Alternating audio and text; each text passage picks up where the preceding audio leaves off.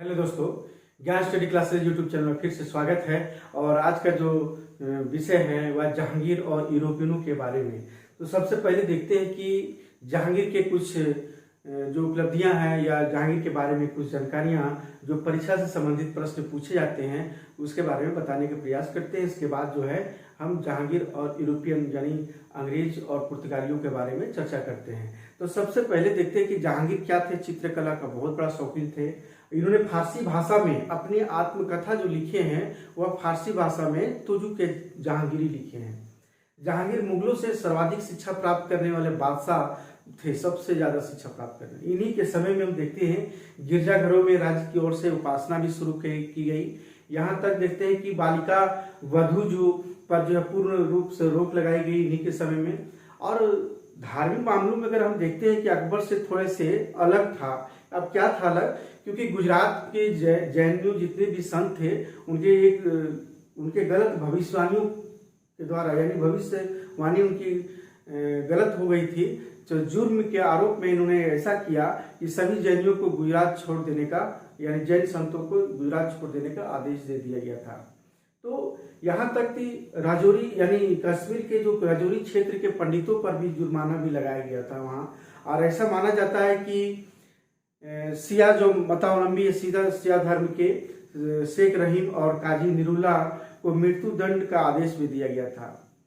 तो और पांचवें गुरु हम लोग देखें कि पांचवें गुरु सिख जो गुरु थे अर्जुन देव को भी मृत्यु दंड का आदेश दिया।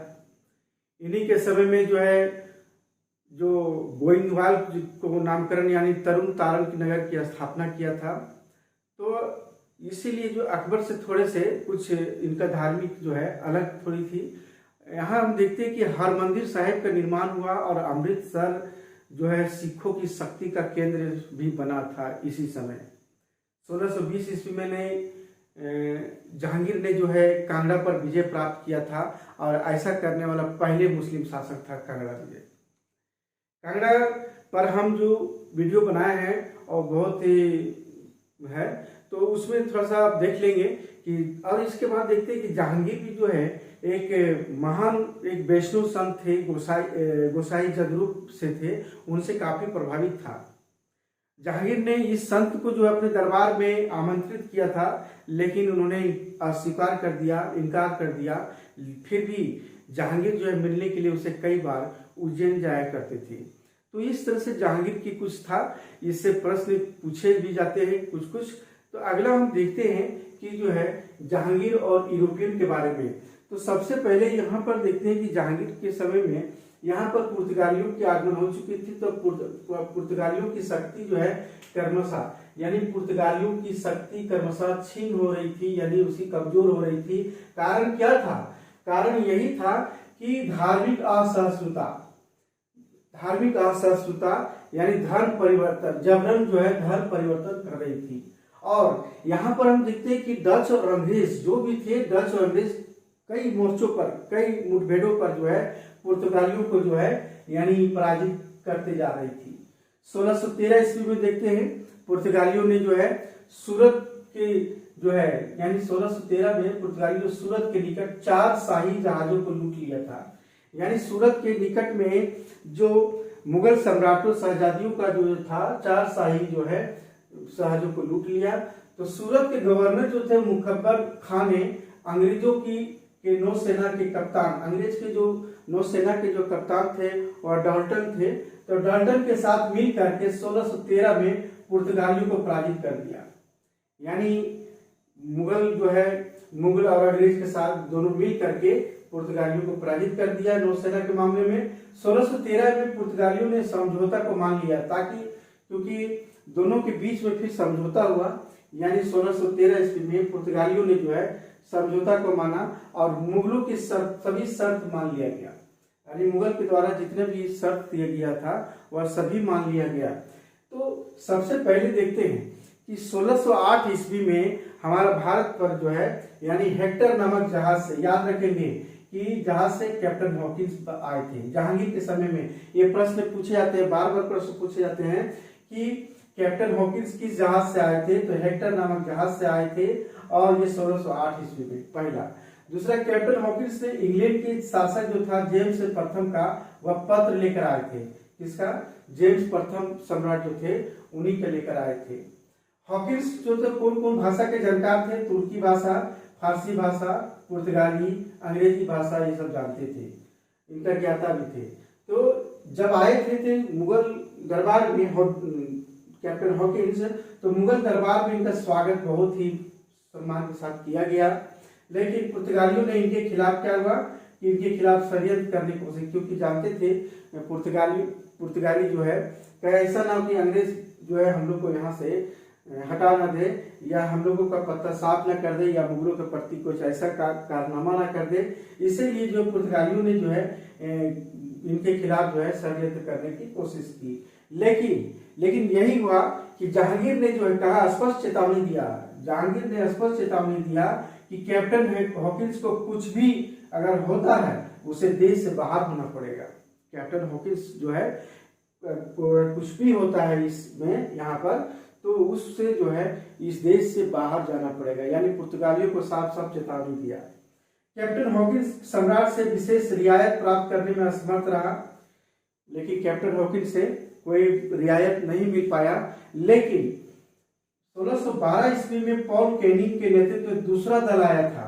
भारत जो है यानी हिंदुस्तान जो है, यानी कैप्टन हॉकिंस के बाद जो है पॉल कैनिंग के नेतृत्व में दूसरा दल आया, लेकिन ये भी असफल रहा। याद रखेंगे, ये भी असफल रहा। लेकिन तीसरा देखते हैं कि 1615 ईस्वी में, देखिए याद रखेंगे, पहला जो 1608 हो गया, दूसरा 1612 और तीसरा जो है हमारा 1615 ईस्वी में विलियम एडवर्ड के नेतृत्व में। याद रखेंगे कि विलियम एडवर्ड के नेतृत्व में तीसरा दल आया था भारत हमारा यानी हिंदुस्तान, ये भी असफल रहा। लेकिन अगला हम देखते हैं कि ठीक इसके बाद यानी 1615 ईस्वी के बाद ठीक एक साल के बाद जो है यानी 1616 ईस्वी में टॉमस रो के नेतृत्व में भारत आया था। यानी तीसरा दल के बाद जो है अगला जो आया था टॉमस रो आया था, भारत आया यानी हिंदुस्तान आए और मुगल सम्राट से कुछ जो है आश्वासन भी प्राप्त कर लिया।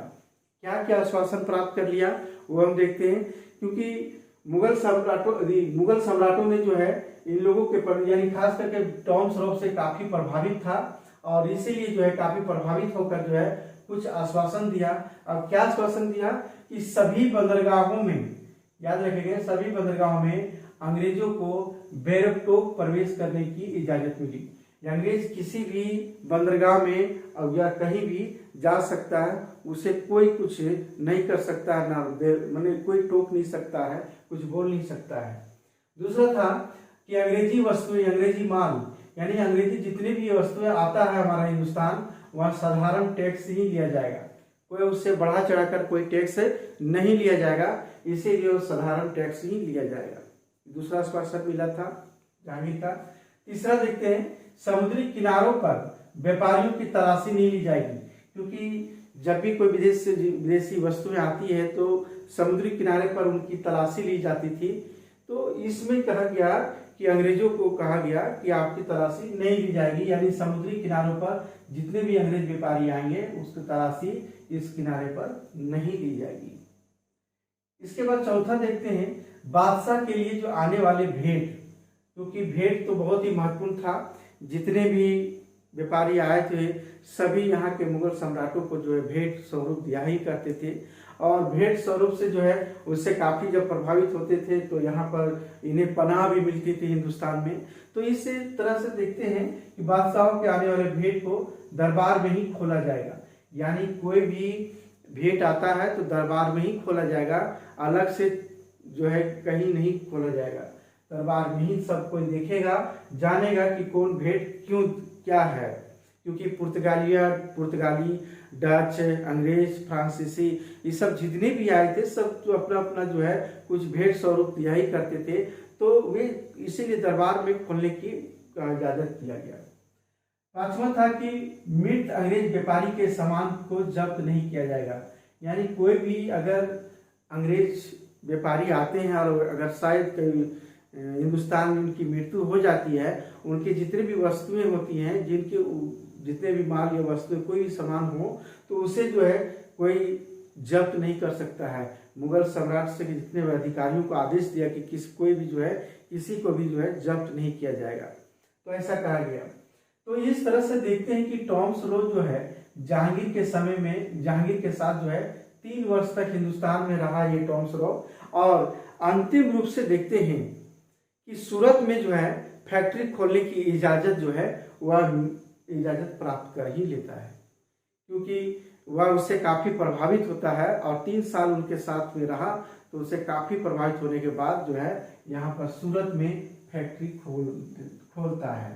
तो इस तरह से यहाँ से शुरुआत होती है अंग्रेजों का आगमन, और धीरे धीरे हिंदुस्तान के सभी क्षेत्रों में जो है अपना फैक्ट्रियां खोलना प्रारंभ करता है। व्यापार जो है बहुत ही जोरों शोरों से होने लगती है। इसके बाद जो है धीरे धीरे जो है लोगों को कमजोरियों को देख करके और धीरे धीरे जो है भारत को एक जो है उपनिवेश बनाया था।